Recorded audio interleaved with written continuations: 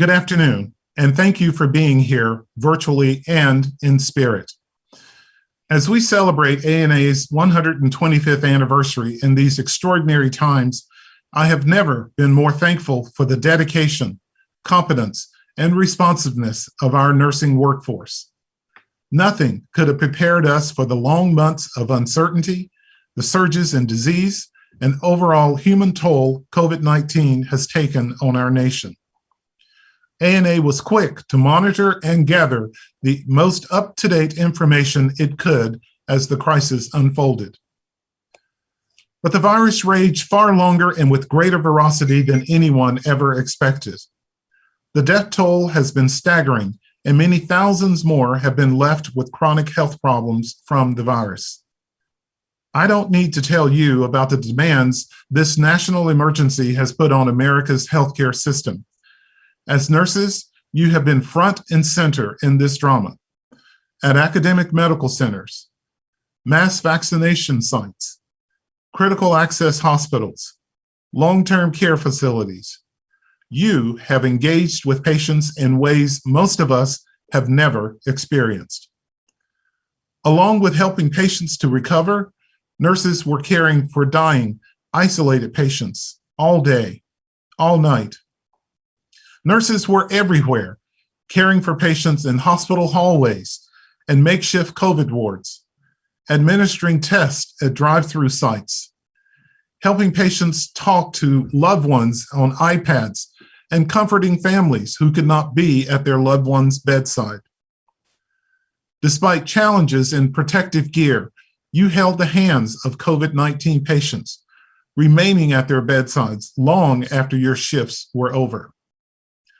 Too often, nurses had the painful task of having to share their patients' last words with their families. One of the impossible pressures that nurses face was putting themselves at risk day after day. Tragically, as many as 3,000 healthcare workers in the U.S., more than 600 of them nurses, have died from COVID-19, often from exposure to the virus at the workplace. Other nurses sacrifice by living apart from their families for weeks at a time to avoid infecting them. This is the essence of nursing, putting the needs of the patient first. Beyond clinical care, ANA's more than 200,000 members serve the country as educators, as advocates, as professional role models. No matter how tired and overwhelmed we were after tortuous shifts, nurses persisted and persevered in caring for patients and their families. Despite personal challenges, many nurses felt professional fulfillment from caring for the COVID-19 patients, and Americans became more aware of the strains of our profession and our commitment to our communities. That's the big picture. The strength of ANA's response to the pandemic is evident by our swift and relentless action, providing teaching tools for nurses, influencing policymakers, bringing patients' needs to the forefront, and innovating as we confronted new challenges. Now that it looks like that the worst of this pandemic is behind us in the U.S., we have an opportunity to reflect on lessons learned, and by doing so, we can hone in on the gaps and the needs that require attention and action. Doing so will foster a stronger recovery that will lead to a thriving future. COVID-19 was a new ballgame in clinical care. The lack of knowledge about this virus meant we were flying blind at first. But in quick order, we developed best practices for treating COVID patients and how to prevent its spread. ANA created webinars, videos, fact sheets, and websites to share knowledge and resources widely with the nursing workforce. During a chaotic time, we sought to maintain high standards in clinical practice and promote safe, ethical work settings. Nurses knew that ANA's resources were up to date, accurate, and built on evidence-based practice. ANA's COVID-19 Response Center continued to be the go-to place for both nurses and consumers looking for trustworthy information. To date, our COVID Quick videos have been viewed more than 300,000 times, and we continue to add more topics. Since the emergency authorization of vaccines in December, we have gradually shifted our focus to state and national efforts to get all Americans vaccinated. Through our Center for Ethics and Human Rights, ANA rolled out Guiding Principle for Nurses and the COVID-19 Vaccines. Nurses were instrumental in educating Americans about the vaccines and administering them in record time. Many of us volunteered to vaccinate people in our communities on our own time, sometimes coming out of retirement to do so. I served at 4 vaccine clinics, including my alma mater, North Carolina Central University. While there, I encouraged students to enter the nursing profession. In addition, I participated in a clinical trial for the Moderna vaccine beginning last September at the University of North Carolina, Chapel Hill. It was an honor to represent nurses, middle-aged adults, and people of color in this vital research. I've shared this gratifying experience with the media and at many speaking opportunities, striving to persuade others that the vaccines are safe. In February, ANA joined the Ad Council in the COVID Collaborative to launch the COVID-19 Vaccine Education Initiative, appropriately named It's Up to You. This is one of the largest public education efforts in U.S. history. The collaboration includes more than 300 community-based organizations, brands, media companies, faith leaders, and healthcare experts. I was part of a media tour with experts from other healthcare organizations to educate Americans about the vaccines. ANA has also partnered with the Centers for Disease Control and Prevention and the American Academy of Pediatrics on Project First Line. This learning collaborative unites a diverse group of national organizations, academic health centers, and public health partners to educate all 6 million U.S. healthcare workers with a foundational understanding of infection prevention and control. The goal of Project First Line is to prepare frontline health professionals to protect themselves, their patients, and their communities from infectious disease threats, including COVID-19. This program offers ongoing foundational and practical resources, such as engaging webinar web-based training, easy-to-access toolkits, partner engagement, and mentorship opportunities. In February, I also participated in a campaign called Count Me In that is sponsored by the COVID-19 Vaccine Education and Equity Project. Count Me In provides education and vaccine outreach to communities of color that has been hit harder by COVID-19.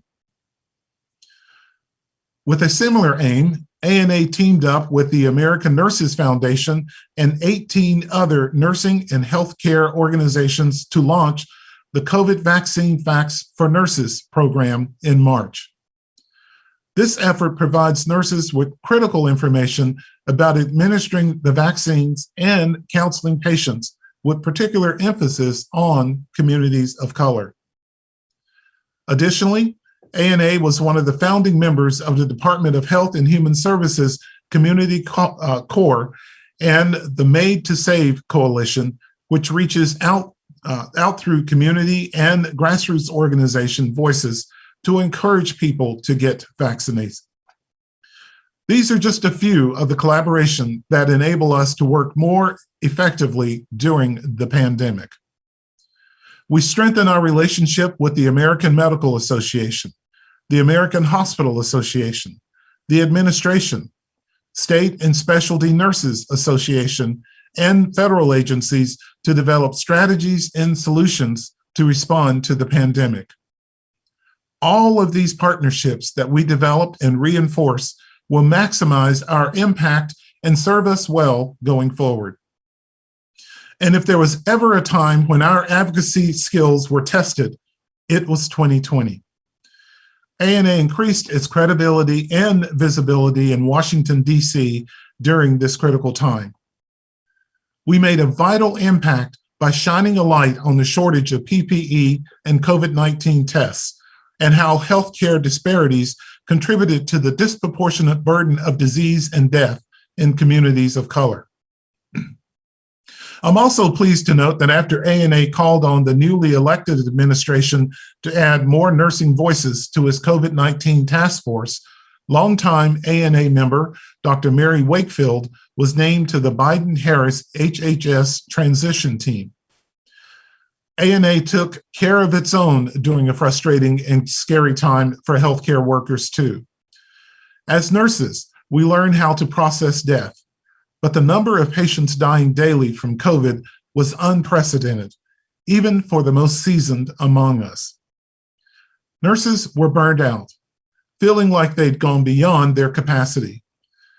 We held each other up in the darkest hours and under the most trying conditions.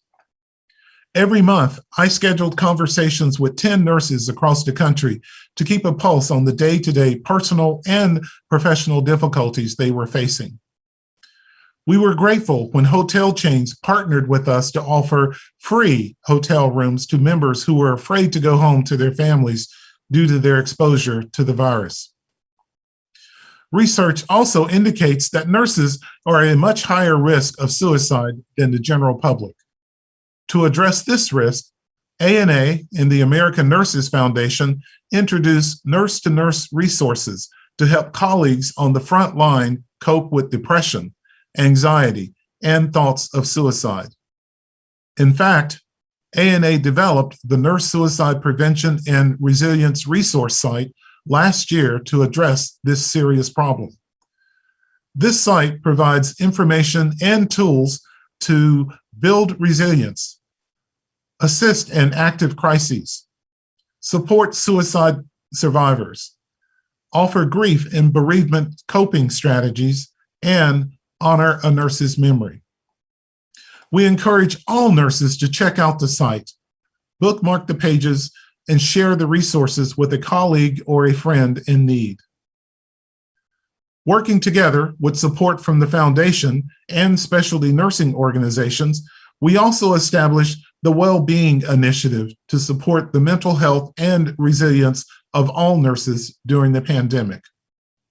With tools such as the Happy Mood Fit apps, the Narrative Expressive Writing Program, and the Gratitude Practice for Nurses project, the Well-Being Initiative support nurses by helping them combat burnout, manage stress, and overcome trauma.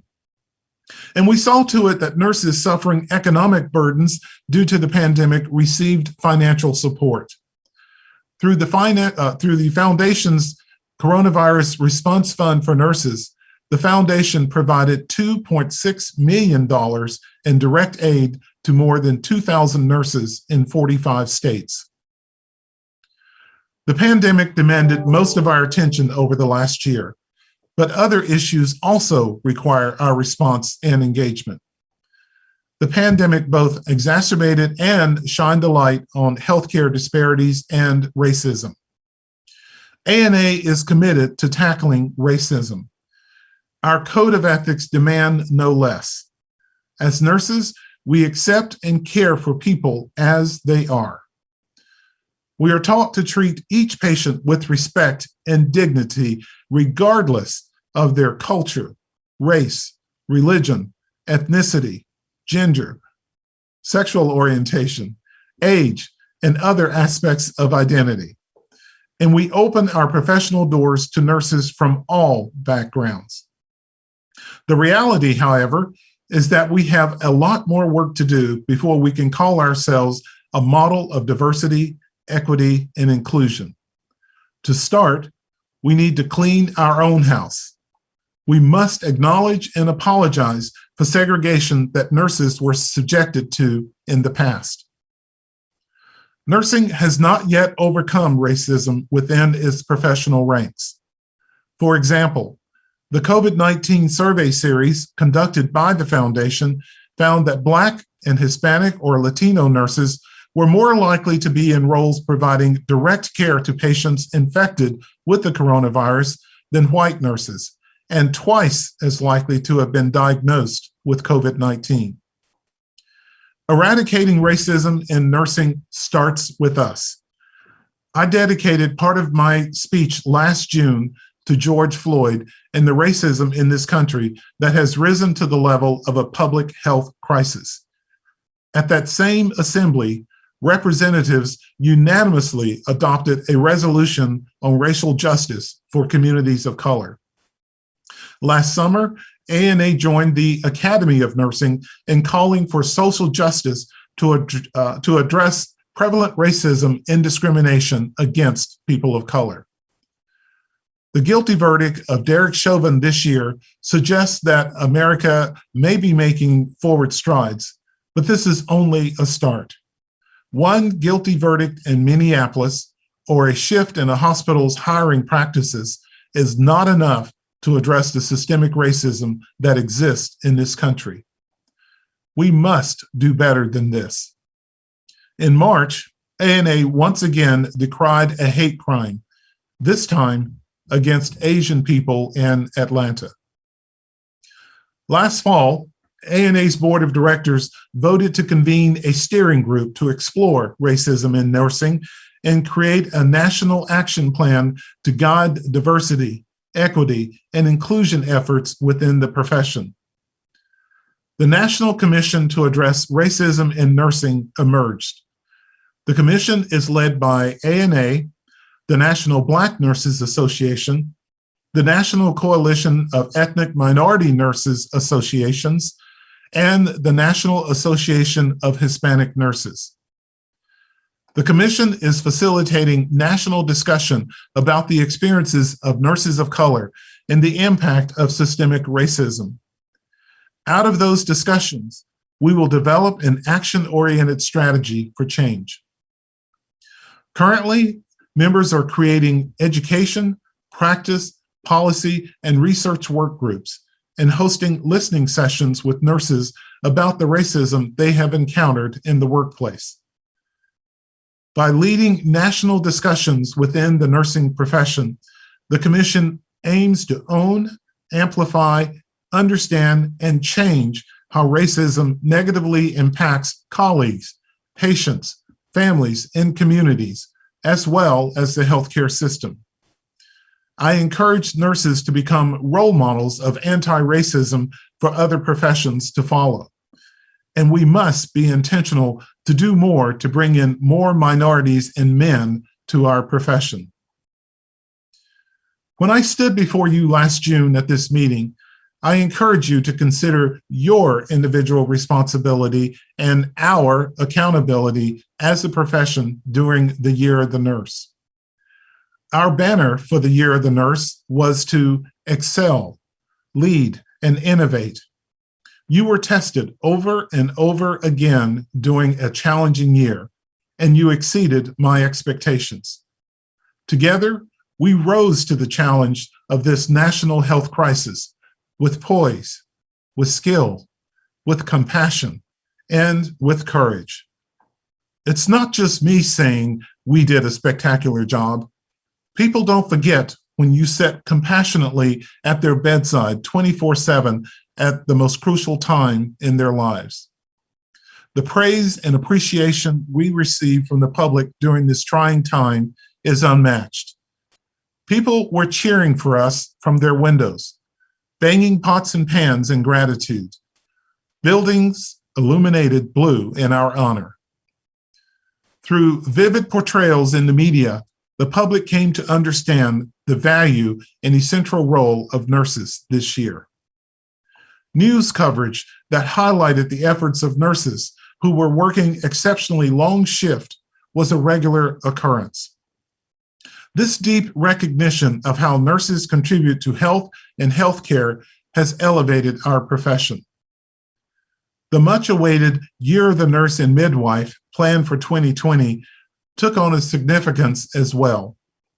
Your roles as healers, teachers, innovators, leaders, scientists, advocates, and public servants was more visible during the past 15 months than ever before.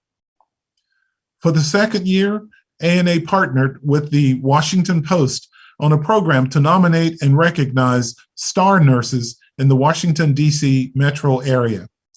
We saw similar tributes in Boston, Atlanta, and other cities. Next Thursday, June 24th at 8 p.m., the American Nurse Heroes documentary will premiere on the Discovery Life channel with other airings to follow. This program is a collaboration between ANA, our journal publisher HealthCom Media, and Al Roker Entertainment, and was developed last year to celebrate as part of the Year of the Nurse. Production of the program was delayed due to the pandemic, but it will have an even more powerful impact now in the wake of it. In addition, ANA built on last year's expansion of National Nurses Week to a full month of recognition in May.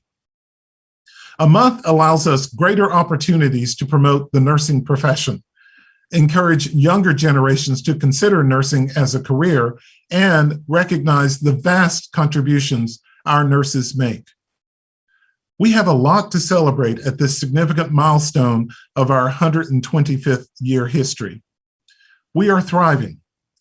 For the 19th year in a row, nurses have been saluted by the public as the most trusted profession in America, surpassing physicians, teachers, and religious leaders.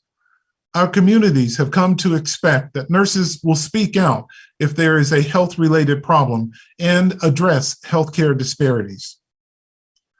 While nurses use their voice to advocate for patients in communities, ANA represents the voice of its members and their needs.